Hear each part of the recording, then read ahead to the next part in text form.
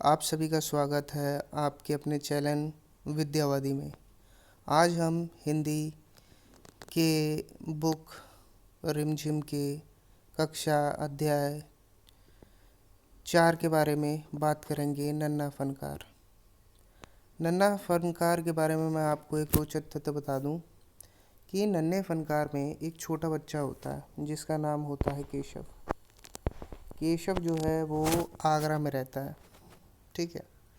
और केशव आगरा में रहता है तथा वो जो है तरह तरह की नक्काशियाँ करता है। यानी कि जिस तरीके से हम हथौड़ी और छेनी की मदद से पत्थरों के ऊपर नक्काशी करते हैं ना, डिज़ाइन बनाते हैं अलग अलग तरीके से, वो सब करता है वो सब। और ये उसके पापा ने उसे सिखाया है। और केशव एक बहुत ही ब्रिलियंट बच्चा है। सॉरी, केशव एक बहुत ही ब्रिलियंट बच्चा है। उसके पिता जब उसको काम सिखाया करते थे शुरू में, तो वह काम को एक ही दिन के अंदर सीख लिया करता था। इससे पता लगाया जा सकता है कितना स्किलफुल बच्चा है केशव। तो कहानी कुछ उस समय की है कि केशव जो है आगरा में रहता है। पहले वो गुजरात में रहता था, लेकिन अब वह अपने पिता के साथ आकर के आगरा में रहने लगा है और वहाँ पे अपना नक्काशी का काम करता है। तो एक दिन क्या होता है कि नक्काशी करते करते एक दिन उसके पास एक लंबा सा आदमी आ जाता है और उसकी कारीगरी को देखने लगता है। और केशव उसको पहचानता नहीं है। तो केशव उससे क्या कहता है, तू तड़क से बात करने लगता है। वो आदमी उससे पूछता है कि अच्छा, ये नक्काशियाँ कर रहे हो, ये तो बहुत अच्छी लग रही है। तो केशव कहता है कि नक्काशियाँ कर रहा हूँ तो पूछ क्यों रहे हो, दिख तो रहा है कि नक्काशियाँ कर रहा हूँ। केशव को पता नहीं होता कि वो बादशाह अकबर हैं। बादशाह अकबर उस वक्त आगरे का किला बनवा रहे थे। उस वक्त आगरे का किला बनवा रहे थे। फिर क्या होता है कि धीरे धीरे बादशाह अकबर को जो है ना, अकबर को मतलब कि उनका जो है कि ये पसंद आने लगता है केशव का काम। तो धीरे धीरे केशव से वो बातें करने लगते हैं। और एक दिन क्या करते हैं केशव के साथ वो उसके साथ साथ में मिलकर के नक्काशियाँ बनाने लगते हैं।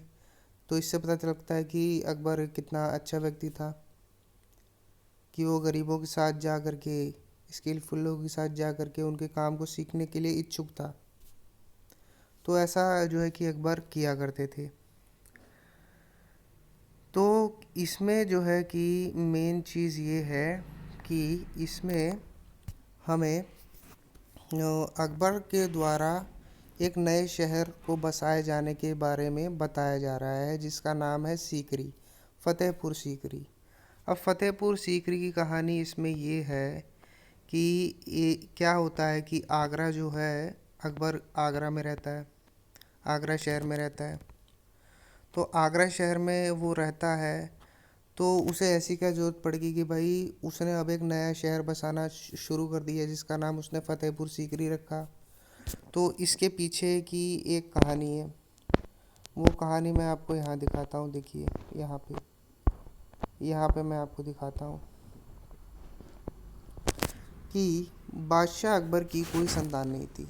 क्या था कि बादशाह अकबर की कोई संतान ही नहीं हो रही थी, ठीक है। इस वजह से बादशाह अकबर जो था वो बड़ा ही परेशान सा रहने लगा, ठीक है। वो बहुत से साधु संतों फ़कीरों के पास गया, ठीक है, कि मुझे बच्चा हो जाए। वो मतलब कि पूजा पाठ करने लगा, अपनी भाषा में कहें तो, ठीक है।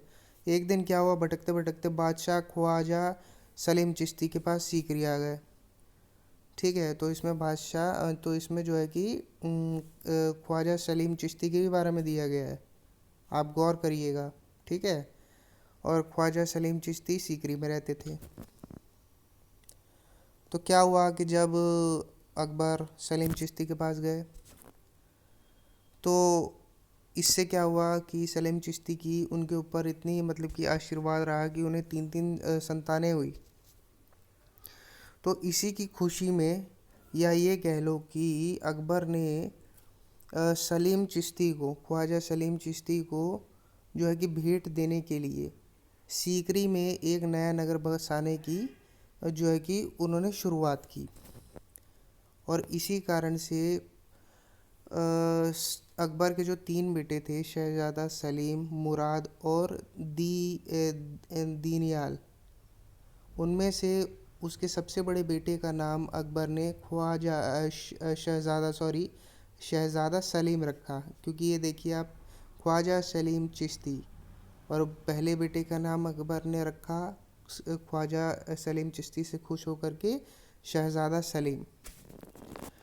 तो इस तरीके से आप देख रहे हैं कि किस तरीके से यहाँ अकबर के जो है कि आगरा शहर में रहने से लेकर के नया सीकरी शहर बसाने से लेकर के ख्वाजा चिश्ती से मिलने से लेकर के उनके आशीर्वाद से 3 बेटे होने तक, और ख्वाजा सलीम चिश्ती को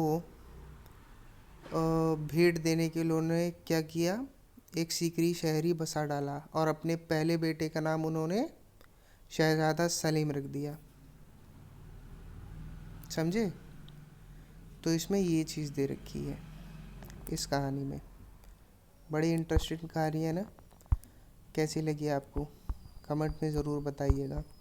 इसी तरह मैं धीरे धीरे करके जो है कि इसी तरह मैं धीरे धीरे करके क्लास 6, 7, 8, 9, 10, 11, 12 के सभी चैप्टर चलाते रहूँगा और आपको प्रोवाइड करूँगा। आपको पूरी बुक पढ़ने की ज़रूरत नहीं है। वैसे तो मैं ये नहीं कहूँगा कि आपको बुक तो पढ़नी चाहिए, अच्छा होता है, इससे आपको ज्ञान मिलता है। ठीक है? तो best of luck and thanks.